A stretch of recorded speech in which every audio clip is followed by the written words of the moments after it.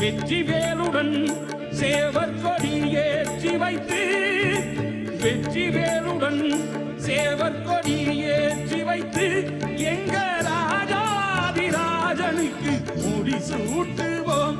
எங்க ராஜாதிராஜனுக்கு முடிசூட்டுவோம்.